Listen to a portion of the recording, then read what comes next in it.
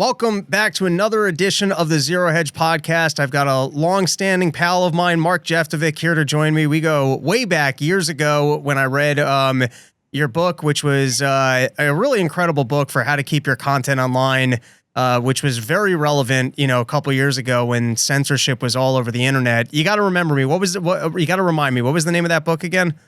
That was Unassailable, with like a subtitle that was like 15 paragraphs long, but it was basically about how to defend against deplatform attacks. And it was a great book because the first half was more of just a history of censorship on the internet, from what I remember.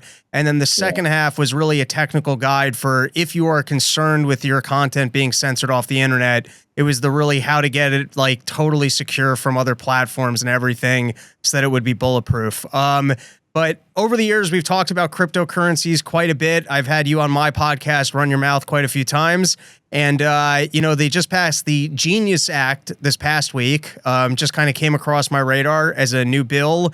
And it's always interesting as it seems like the Donald Trump administration is favorable towards crypto, and some of the big players like BlackRock have kind of opted in. And so it seems like it's more here to stay. But can you give us any of the details on what the Genius Act actually was?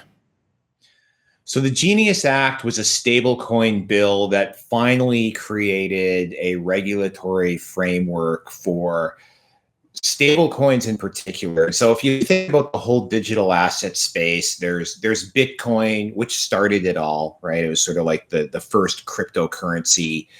Bitcoiners kind of bristle when you call Bitcoin a cryptocurrency, but it is one. It was the first one, but it is a category of one. And then after Bitcoin came all the imitators and the forks and that sort of thing, and they're sort of all in the cryptocurrency basket. And then there's this third rail, no pun intended, of this, what I call the digital asset space, which are stable coins. And stable coins they're not typically not blockchain based, right? They're not private key, public key, asymmetric cryptography based.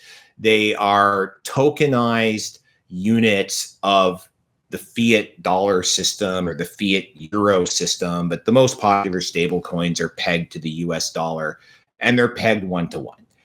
The most popular, the biggest stable coin is Tether, right? I think there's, I haven't checked the numbers, but I'm going to guess it's like 140 billion market cap right now. I could be off by 10 billion here or there. Second biggest one is Circle. That one's about a $68 billion market cap. They just went public, really high flying IPO. And so what a stable coin, the function it serves really is a kind of medium of exchange between fiat and crypto.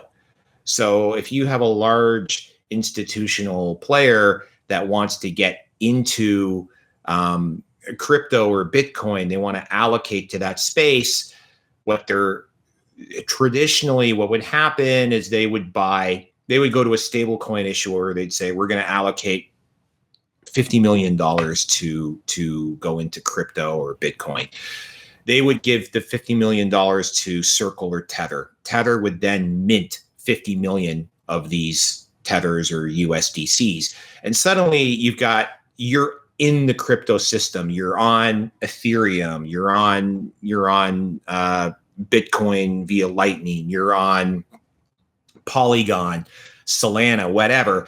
Now you've got these dollar units that are pegged to the dollar that you can now switch them in and out of cryptocurrencies like completely frictionless. So the whole thing that like retail has to put up with, like you and I, we got a bunch of money. We want to put it into crypto, invest in Bitcoin or whatever. We got to open an exchange account. We got to do the KYC. We have to upload our photo ID. We kind of wait days on end. Then we get approved. And then finally we can like wire some money to Coinbase or whatever. And it's going to show up in our account and we can start trading it. The stable coins facilitate this at an institutional level where it's like, okay, now we're going to move this pile of capital into the crypto ecosystem. And then the flip side of that is, say you're already in the digital asset space, you've got, a huge position in Bitcoin and you've got a huge position in Ethereum or something like that. and you're more of a trader. You're not really doing this long-term thesis where you're just stacking sats and forgetting about it. You're trying to trade in and out of the intermediate tops and bottoms, which I think is kind of crazy, but people do it. And you want to move to the equivalent of cash. You think, Ethereum's had a mega run the last couple of weeks, or Solana's been hot the couple of weeks. I want to take profits. I want to move to the sidelines. How do you do that without pulling all the way out of the cryptocurrency ecosystem? Well, now you can just flip that currency, that crypto, into a stable coin, and it's kind of like the crypto equivalent of going to cash. But you're still out there in the digital asset space, and you can just sit there and then move into something else and move it around. So that's what a stable coin is. It's basically, I call it the lubricant of the digital asset space. And it was in this nebulous, regulatory arena because the prior administration hated crypto, and they hated fintech, and they hated anything to do with it. We've heard all kinds of revelations since the last election of the kind of vendetta that the Gensler-led SEC had against anybody who was even trying to do a startup in this space. So, November comes, 24 comes, Trump wins, everything changes overnight, right? Gensler doesn't even stick around to get fired on day one because we all knew it was coming. We've got very pro-crypto, pro-digital asset people in the Department of Commerce heading the SEC, and even Trump is like practically a degen, launching like meme coins and stuff. So we've had this complete 180, and part of that was to create a regulatory framework that sort of sets the rules for stablecoins. Now, where does that leave us today? I'll stop in a minute, but sort of got on a tear here. Stablecoins are this linear extension of fiat dollars, right? So it's not a cryptocurrency. We talked about that. It's not a blockchain based. It's really just a digital ledger in that sense. But there is this concern that I share. Well, I've always had this suspicion that when CBDCs come, stable coins or some other cryptocurrency like Ethereum or Ripple will become this backbone of a central bank digital currency system, or a system like a CBDC. Because here, if the story I painted isn't complicated enough already, you add to that Trump campaigned on no CBDCs. There will never be a CBDC on his watch. But yet we have all these other things coming into focus that have the same CBDC-like elements to them, like digital IDs and health passes and things like that, which I've always expected personally was going to be part of the whole CBDC ecosystem. The base layer of that would probably be stable coins down the road if we ever get there. And Trump could really keep his campaign promise and still implement the same thing if instead of the Federal Reserve creating like Fed coin, the Treasury creates, Treasury coin instead. Then it's not a CBDC, it's a TBDC. And so, Right. The classic Trump almost, I didn't say I'd pay you $100. I said doll hairs. He seems to pull moves like that quite a bit, where he's just very childish with his language of what he actually said. All right. So there's a lot there. I do want to dig into a couple of the things that you said. But let's just start with like the actual utility of the stablecoin. So you're finding most of the usage is actually the institutional players, and that it's just easier for kind of getting in and out of crypto? Or are there other uses of, because the way you're describing it, it's not really a threat to the United States currency because it's got to be pegged to the dollar. So someone's got to own dollars. It almost just sounds like a different version of PayPal, where you're almost like describing if I deposit money in my Charles Schwab account, and so I have the cash in the Charles Schwab account, now I can trade. It's almost just like the casino chips, where I'm walking into the casino and I'm exchanging it to the chips. Now I can play at the table. Is that kind of basically what the stable coins are? It's exactly what the stable coins are. They're digital extensions of these fiat dollars, right? And so they're a representation of these fiat dollars that exist in the crypto ecosystem. So the original ethos of cryptocurrencies back when, back in the day when Bitcoin and crypto were considered the same thing, that original ethos was the world is hyperinflating, fiat currencies are debasing themselves to zero, and I'm going to go with a cryptocurrency with a hard cap like Bitcoin to protect my purchasing power and that sort of thing. So stable coins don't give you any of that protection whatsoever, right? If the US dollar goes into a hyperinflation, then like so is Tether and so is Circle, right? Like it all is going to hyperinflate, right? Because they're all just dollars. Now, on the same token, the whole de-dollarization theme has gone from something that was like fringe and cray-cray, like even 4 years ago, people talk about the US dollar losing reserve currency status and people look at you like you're from outer space. And then that suddenly, after COVID, after the monetary bazookas, after these deficits, these $1 trillion deficits, and just adding $1 trillion in debt every whatever many days now, 300 days, I think. Suddenly there has been talk about de-dollarization, that the US dollar could lose its world reserve currency status. You have the BRICS trying to come up with their own alternative currency regime to the US dollar. You have foreign leaders saying we want to not be beholden to the US dollar. I mean, there was a book called Exorbitant Privilege that came out, I don't know, in the 80s or 90s, maybe not that long ago. Could have been actually just in the early aughts, that talked about that unfair advantage that the US economy derived from having the world's reserve currency. And there was talk that this could all come to an end. Maybe that's going to end, and that's going to be a really unstable phase transition if that were to happen. Lo and behold, right? Crypto becomes a thing. Bitcoin becomes a thing. Digital assets become a thing. Like, it's a big thing. It's the next thing. It's not going anywhere. It's taking over the world. Suddenly, there are these stable coins that become, like I said, the lubricant of the digital asset space, the on-ramp and the off-ramp, even the release valve if you're trying to get out of crypto in a hurry and just go to cash. Now, the US dollar as a reserve currency looks like maybe we can get a couple extra decades of runway added on to the end of this via stable coins. Because, I said there are, I think, Euro stable coins. I looked around once. There's not a single Canadian dollar stable coin that I could find at the time that I looked. So let's call it 99% of the stable coin market in the world are US dollar pegged stable coins. And so that now looks like something that is breathing new life into the US dollar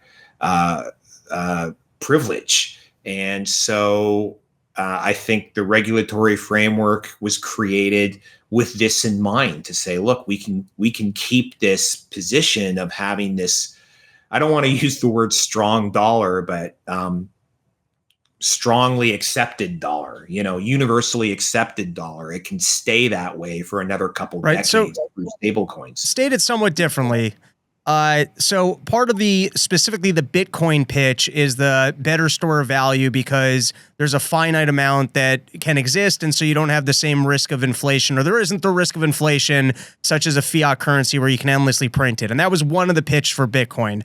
The other pitch, and it can't be taken away from you. And it can't be taken away from you, right? And then you also got free access, so you can go anywhere in the world and you can have your Bitcoin as long as you have it on your own private wallet. Yes. Now, there's another element, which was is this going to be a technological development like the way that, Napster kind of came around and now all of a sudden music doesn't have the same value, or streaming services came around and Blockbuster doesn't have the same value, where there's going to be a new technology that's just easier and better and, cheaper to use. And so that's going to displace it. And if you just look at all the fees that exist in the financial marketplace, I mean, I still just have fees on, PayPal transactions, for example. Every once in a while I get paid on PayPal. The fee there is kind of outrageous for what it should be.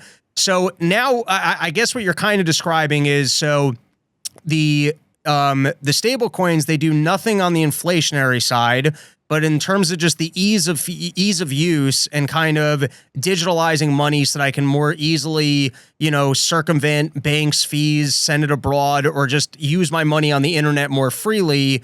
So it exists there for that usage, and it's actually not getting in the way of, the United States keeping its reserve currency status, because everyone's buying dollars to back up the coins. And so the United States is essentially just embracing the technology, because the worser option is just basically creating technological ease of use money that people would prefer to use that has nothing based or rooted in the United States dollar. Like, it would be a lot worse for the United States if the digital dollars or the stable coins were actually rooted to like a Bitcoin, in which case, it's not being rooted to the dollar, which is kind of what the government needs. Yeah. And it like a stable coin couldn't be, without getting too complicated here, a stable coin couldn't be pegged to a Bitcoin by definition, because it has to provide this bridge from this fiat dollar-based system, existing monetary system that we're in, to this new system that is spreading like wildfire. And so the reason I say it gets complicated here is because you can do a stable coin to things like Bitcoin by wrapping them onto another blockchain, but that's a little, we're muddying the waters here. But to your point, yeah, the government just said differently, stablecoin issuers are now among the highest holders of U.S. government T-bills and instruments in the world. Like, Tether holds more. Last year, Tether bought more U.S. T-bills than Germany did. So you've got stablecoin issuers who are holding more U.S. dollar reserves than G7 sovereign nations are. And so, the government or the regulatory, the policymakers and the central banks even are just kind of looking at this and saying, well, this is like a huge, big customer. If China is not stacking US dollar reserves the way they used to, and Japan's not stacking it the way they used to, but Tether and Circle and everybody else are stacking them in stable coins, it's like, here's our new best friend, the stable coin industry.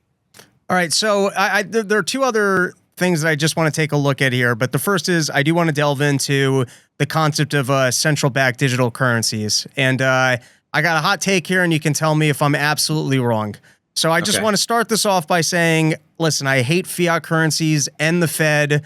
I'm not into any of this. All right. I want to make that clear. I also fully understand the risk of central bank digital currencies, because it becomes a very good tool for compliance, and that where the scariest usages are just basically being able to, one, be turned off from your money, or specific delegations of how you're allowed to spend your money, or if you tie it to carbon credits and now all of a sudden, how much carbon are you consuming? How much meat are you consuming? Or if it's tied to your health records, have you gotten a vaccine that we want you to have? There really does become a framework if everyone's using a central bank digital currency. Firstly, the data collection that allows government to have of knowing everyone's purchases at all times, and really being able to study human behavior at that level, while also being able to have AI access to kind of study all that data. None of it's good, right? So I want to make it clear, I'm not into government having a forced central bank digital currency. I think that would be one of the biggest growths of the state apparatus, and that would be bad for human freedom.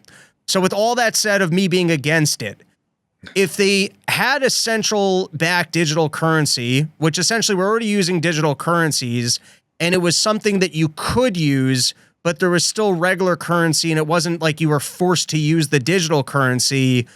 Would you see the same risk in that, or would you take the same issue with essentially if like there was the US dollar and I guess there was still access to cash, you could spend cash, and the financial institutions worked in the way that they did, but then you could also make use of the United States digital currency? Like, would you see that as being problematic, or if there was kind of that differentiation where it wasn't the only way to use currency, and because then it's just kind of a more efficient banking system. Like, it's not really, you know what I mean? It's just kind of digitalized banking. It's almost strange to me to think that we've gone into the territory of digitalized banking and the United States government's just going to sit on the sidelines of that. Yeah, I mean, so you're hitting on the crux. Actually, so I was working on a book. I'm still supposed to put this book out, like the CBDC survival guide. And what kind of threw, good book. Yeah, thank you. Actually, I changed the title. It's going to be called The Dollar Prison now. So that's a good title too. All right. That's what it's going to be. Maybe the subtitle is the CBDC survival guide. And I kind of got not backburnered, but like with the election of Donald Trump, it was like, well, I kind of have to take a couple steps back and wait and see how this is going to play out in the US, because he did campaign on no CBDCs. And as I talked at the top of the show, we're kind of seeing a little bit of like how this is manifesting. But what you're talking about is it's almost Gresham's law, right? Good money or bad money drives out the good. So if there's like a shitty form of money and a good form of money, people will spend the shitty form of money and the good form of money goes under the mattress, right? And that's actually what we see a lot with dollars versus Bitcoin. Like the real sort of ideologue Bitcoin people, like they save in Bitcoin and they spend in dollars, right?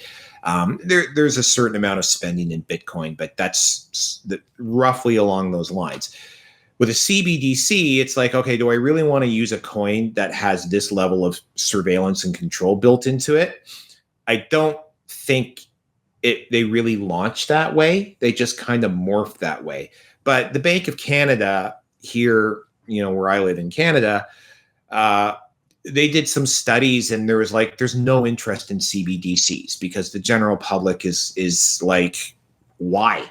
Right? I mean, I can tap my credit card. I got Apple Pay. I've got 10 billion ways to move money around. I don't need this. And one of the biggest justifications you constantly hear for CBDCs, all the way from Christine Lagarde in the EU to Canada to the people who were pushing it in the States, was, oh, well, this helps this helps bank the debanked. But I mean, in our society, there's not a lot of debanked people. I mean, maybe, in Cameroon or Nigeria or Burkina Faso, there are debanked people. And will a central bank digital currency help them get banking thing? I don't know.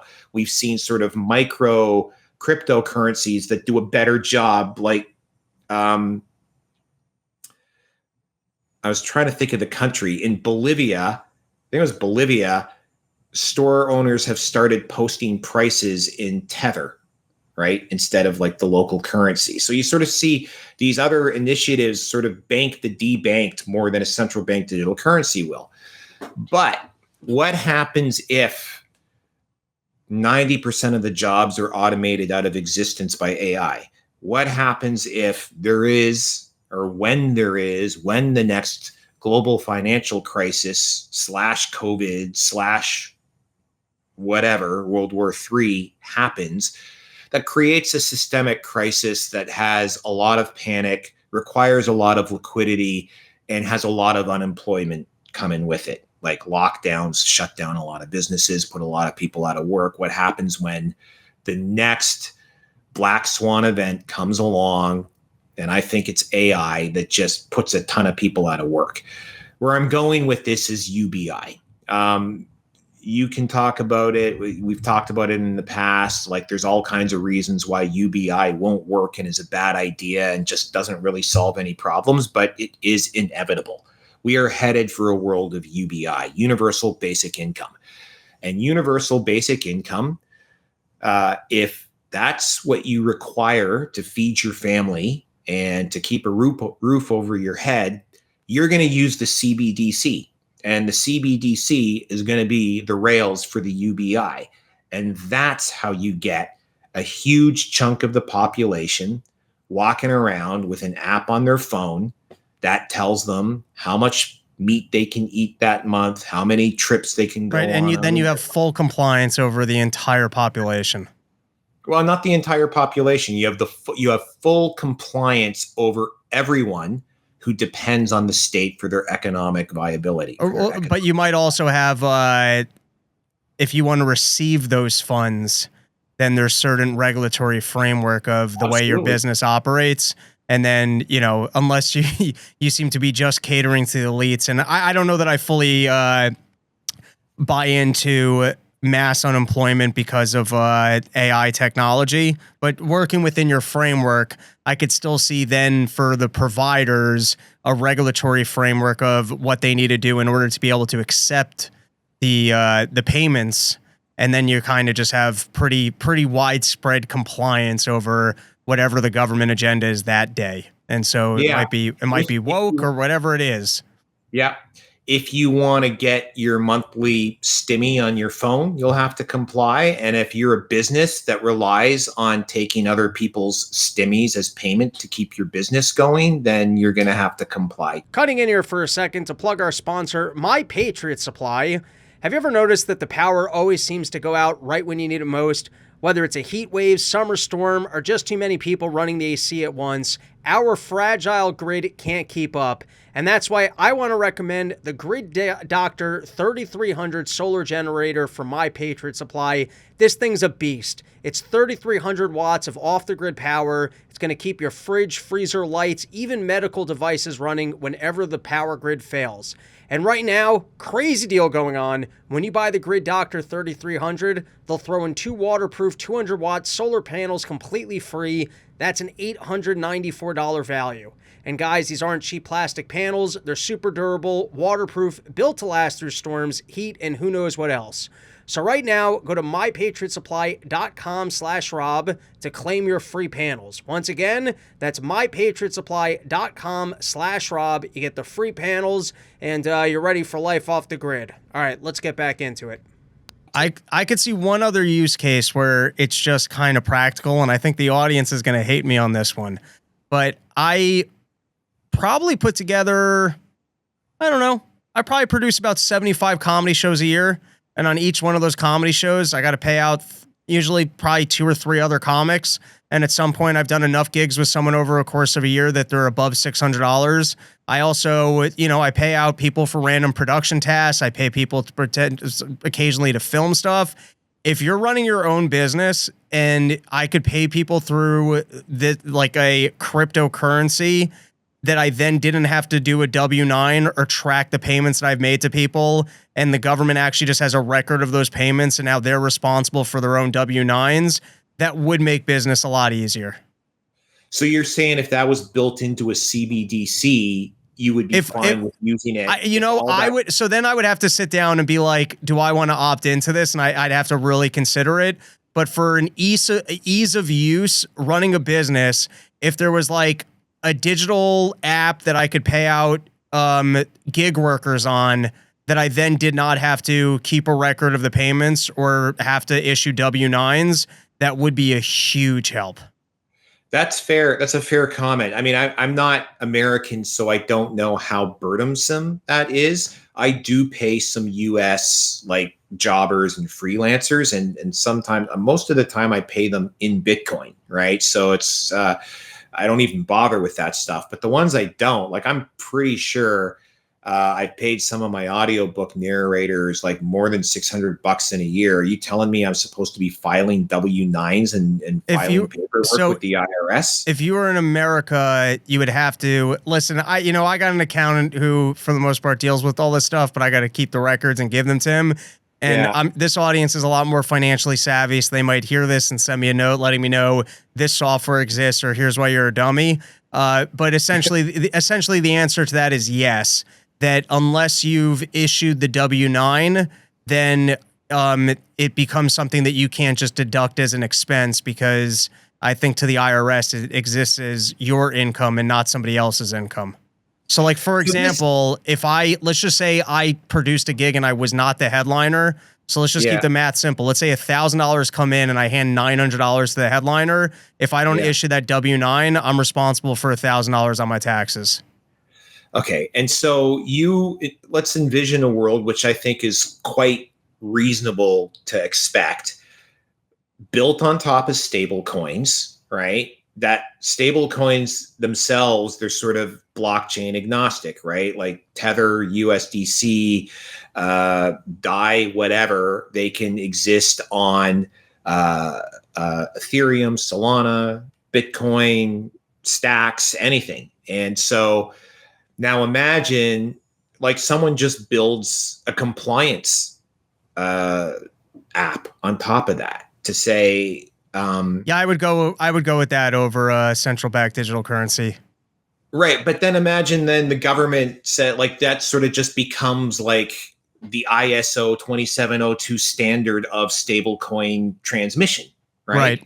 So then it's for all intents and purposes, it's CBDC like. It doesn't tell you how much red meat you can eat yet, and it may never will, but that will simplify everyone's life, and it sort of greases the rails of commerce. And it's like, it's not controversial to say, yeah, I would totally use that system because it just makes my life so much easier. You know, we in Canada, we've got a different HST tax rate for every province, right? So if we're dealing with a Canadian customer, we have to figure out what province they're in. It's such a pain in the ass.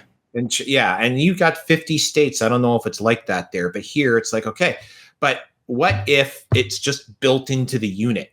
Like, what if the domain costs you $15 over at EasyDNS? You go register it. You send us 15 loony stable coins, and it's just baked in how much the tax rate is because of where it originated from. I mean, that kind of stuff is coming. And like, I'm not really going to argue with it and say it's an infringement on my freedom. I'm going to argue with it when it gets to the point where it's like, you know, the government wants to give me 10,000 of these a month that I have to spend or lose them. And I only get them if I like limit my caloric intake and my flights to 5 a year. I got to tell you, some of that sales tax stuff becomes, I set up a merch store for myself off of Printify.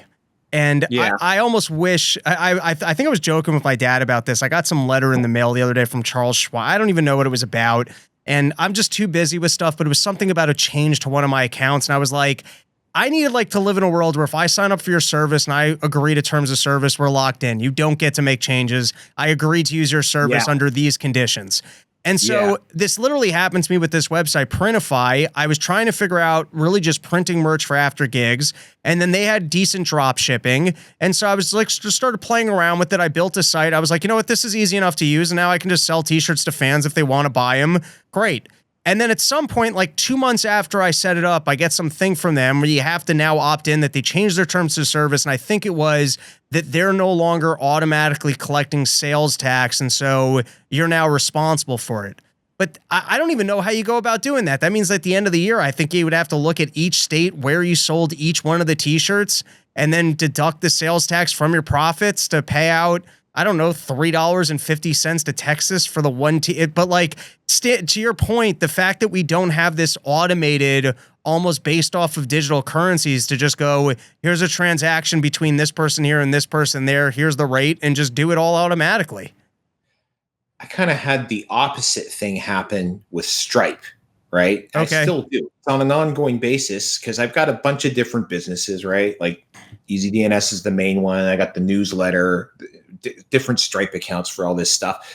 And then all of a sudden, like, I don't know, 18 months ago or so, it's like you have a new tax invoice for your Stripe account. And I'm like, what the fuck is this? And I go and I look and it's like, oh yeah, because you've crossed this HST threshold, we're now with collecting your HST and you pay this and it's like, no. Fuck you. I have accountants who do this. Okay. Right. Don't touch the money. send it all to my bank account. My bookkeeper and accountants are going to work out. They will figure out how much gets sent to the government. Don't you touch the money. I'm not paying you to, like, no, this is not happening. So it's like everyone's trying to insert themselves into that sort of chain. Fair enough. All right. One more question actually two more questions on the Genius Bill. First is, so in the world of the now just digital currencies, and you're talking about that Tether's actually buying more treasuries than Germany.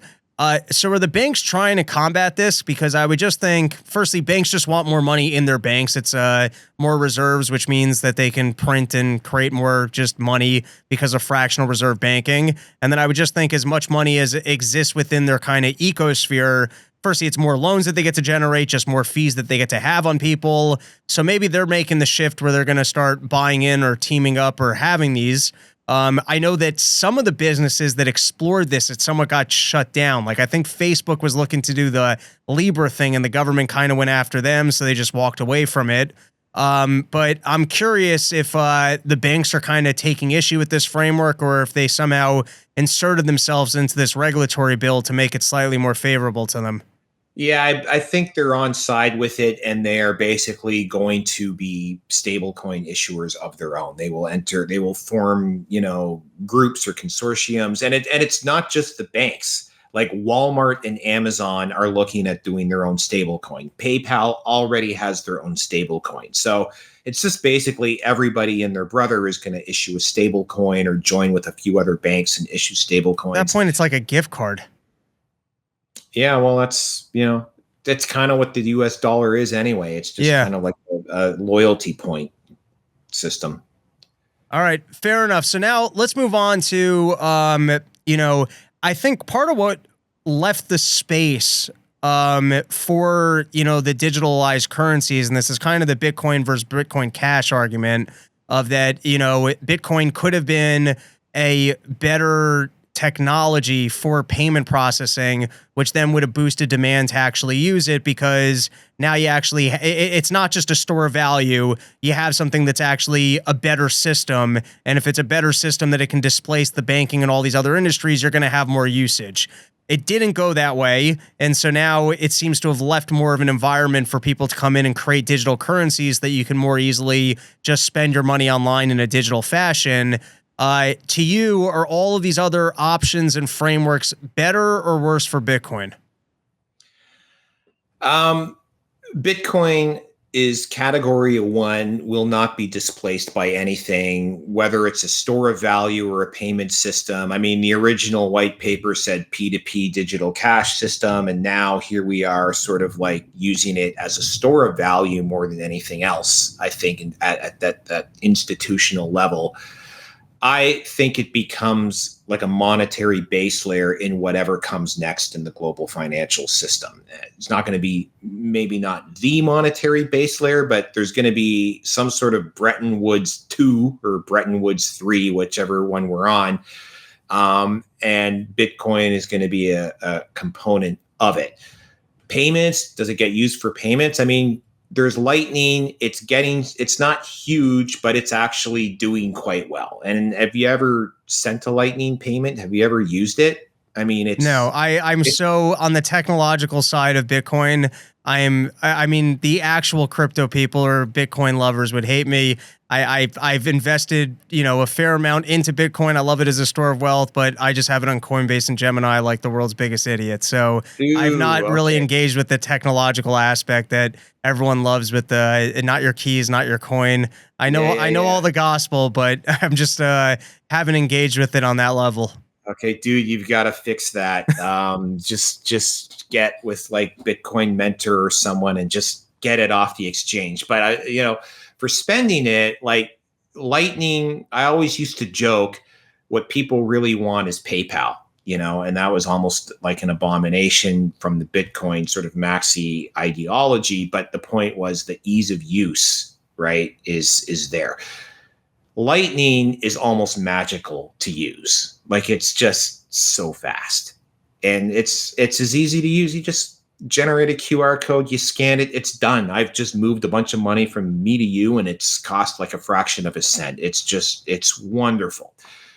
The TVL, total value locked on the network, it's up and to the right. It's not to the level of a stable coin or something, but it's moving in the right direction. And what happened a few months ago is Tether made a move to go onto the Lightning network. So you're going to get Tether stable coins on Lightning. So you can move a US dollar Tether around on Lightning now, not just Bitcoin Satoshi. So this is big, and it's going to happen. But I also happen to have a really controversial view that I don't know if I've ever aired publicly before. All right, juicy hot take. Let's go. About Bitcoin Cash versus Bitcoin, which is if Bitcoin kind of lost the plot and became a store of value, and it was supposed to be a digital cash and a payment system, and Bitcoin Cash is just a much better digital cash and payment system. Well, like they both still exist, right? So suddenly the market could decide, hey, you know what? Those guys are right. Or the BSV guys are right. This is a better way to move Bitcoin around. Let's just use Bitcoin Cash for payments. I mean, I don't care. Like, who would care? I wouldn't really care if suddenly it's like, well, I'm going to use Bitcoin Cash as a payment network, but I'm going to store my wealth in Bitcoin or BSV. Like, that's not an unthinkable scenario. I don't think it'll ever happen. I just think it's just too messy.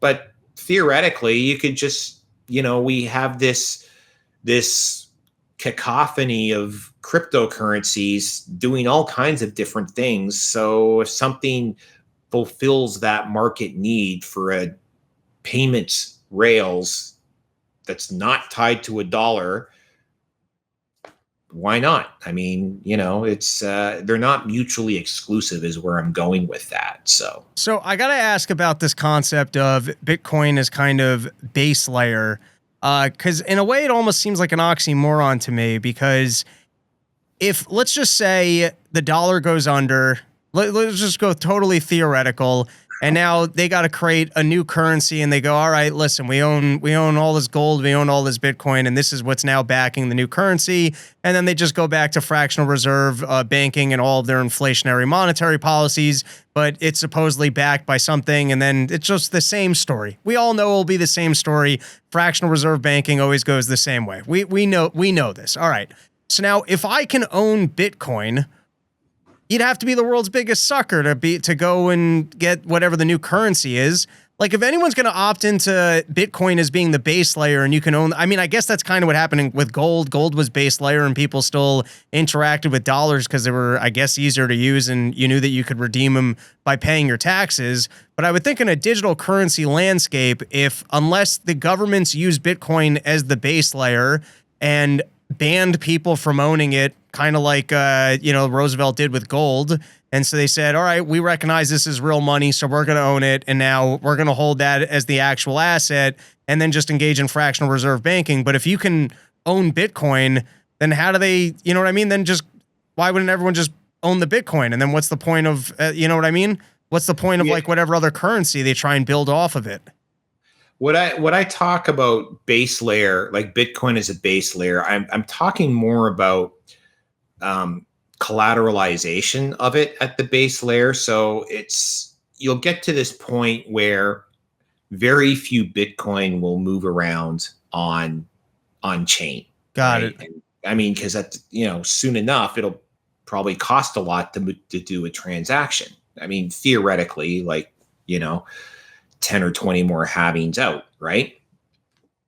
So what you're seeing now are people issuing financial instruments that are backed by the Bitcoin. And we're seeing it in the private, sector, like MicroStrategy. And there's a company here in Canada called LQWD that's about to issue a bit bond, right? So it's basically debt backed by your Bitcoin, collateralized by your Bitcoin. And I'm even looking at doing this on the EasyDNS side for like a business acquisition. So you're borrowing fiat collateralized by the Bitcoin, right? You use the fiat to buy a productive asset, and you use the cash flow from the asset to pay off the fiat loan with interest, and then you take the collateral back, right? And in the meantime, because Bitcoin has a CAGR of about 25% every over 4 years minimum, and I don't think that stops for a long time, the value of your collateral is increasing, right? So you basically, you've probably heard the phrase the infinite money loop. That's how it works while the two systems exist side by side. One, which is a currency system that is increasing in value, and the other, which is a currency system which is decreasing in value. And sort of Bitcoin becomes the base layer there because you can backstop financial operations that you're doing denominated in fiat. Okay. I mean, in my head, if you're not fully bought in on Bitcoin, or just and it sounds crazy, or the volatility of the asset, because I guess because if you just look at Bitcoin over the last 10 years, you go, all right, even if it goes down $40,000 right now, it's still up from where it was. But what you're looking at in my head, that's kind of like, really, if you had your home fully paid off and you decide, you know what, I'm going to take a full mortgage on this thing because of the way the interest rate's below, I think, what the inflation rate is, I'm going to take this on, I'm going to go invest it in the market. It could work, but you are risking that your home value is not going to go down and that your investments are going to pay off. Yes. And it also relies on, like I said, it's the arbitrage between one currency moving in one direction and the other one moving in another direction. It's like a Bitcoin carry trade. That's exactly it, right? Let's go past that. Okay, so I don't know if if fiat currencies go to zero in a hyperinflation. I mean, I can't, on one hand, I can't see how they don't. But let's say they don't. Yeah, it's a theoretical. If you were to borrow a ton of money and buy Bitcoin with it, and then, the dollars get inflated to the wazoo so that you can sell your, the sliver of the Bitcoin back and pay off what you borrowed to buy the Bitcoin, you're a huge winner. But that's the Hugo Steins move, right? Like, you've heard of him. Right? I think I read that was the German dude. I read about in your article. I wouldn't know the name off the top of my head if it wasn't for your article, but he was borrowing the money to basically buy up the physical assets of like the gold mines and the whatnots while there was German hyperinflation. And then he paid it off with he sold one asset and paid it off. So that's kind of happening in slow motion all over. Like, that's what Michael Saylor is doing. He's pulling a Hugo Steins, right? So let's move past that point, right? So dollars no longer a thing, francs no longer a thing, euros no longer a thing. It's Bitcoin, and maybe there's something that coexists beside it. Bitcoin, gold, there's just inelastic things being used for money, right? This is where the Bitcoiners differ from the normies, because we envision a world where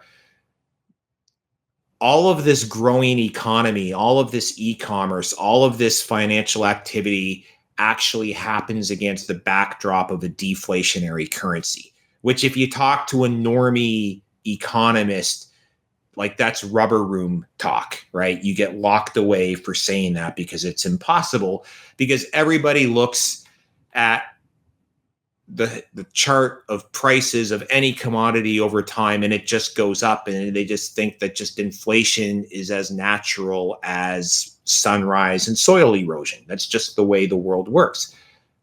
But that's not true. If you look at monetary history, right, fiat-backed currencies are the anomaly, and inelastic deflationary currencies are the norm. And what happens in those environments is it's not the prices that just inexorably go up over time. It's the purchasing power of your money goes up over time. So the kind of world you're living in then, all the way from, a laborer to a financier, industrialist, whatever you can save after your expenditures, you can just keep it, and it's going to grow in value because its purchasing power is going to increase. So instead of looking at that, it's perfectly natural for the Paul Krugmans of the world and the Nouriel Rabbanis to look at the chart of the debt and it's just up and to the right forever. And it's like, yeah, this is normal and it's totally manageable. And they can't wrap their head around flipping that graph and saying, okay, this is the price of a house denominated in a gold ounce or a Bitcoin, and it's just going down forever because it's just taking less and less gold and less Bitcoin to buy that same house over time. But that's all that happens, right? In a deflationary, inelastic economy, the prices go down and the purchasing power goes up. And like if you come out of like Wharton College or Harvard, they're going to tell you that the world will end if that happens, right? Like no one is going to buy anything today because tomorrow it's going to be cheaper. So a deflationary currency is a death spiral. Nothing's going to happen. But with zero, I don't know, man. With the zero understandings of savings and capital. Yeah. And like, I'm hungry now. Like, yes, I can buy the hamburger cheaper tomorrow, but I'm hungry like right fucking now. I've got to eat. So I'm going to pay for the hamburger. And then deflationary currencies are death when you're using debt for money. Okay. And that's what fiat is. Fiat currency is debt. Gold is not debt, but it's hard to move around. Bitcoin, I knew it was different because I realized there was no counterparty to it. There was no debt. I didn't owe anybody. Nobody owed me anything when I owned a Bitcoin. I didn't owe anybody anything when I owned a Bitcoin.